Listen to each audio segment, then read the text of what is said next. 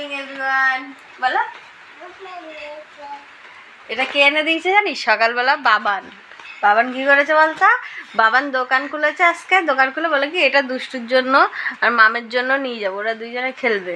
তো দোকান খুলেই আগে দুই বোনের জন্য বলটা নিয়ে এসছে। পছন্দ? হুম। ওই দেখ গান করে এসে শুয়ে পড়লো। পড়তে বসতে হবে।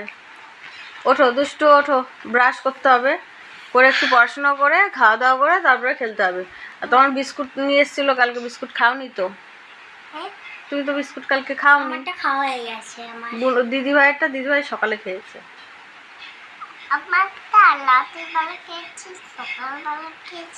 তুমি কখন খেয়েছো? রাত্রির বেলা তো নুটি খেলা। কালকে তো নুটি হয়েছে। কালকে ঝড় বৃষ্টি।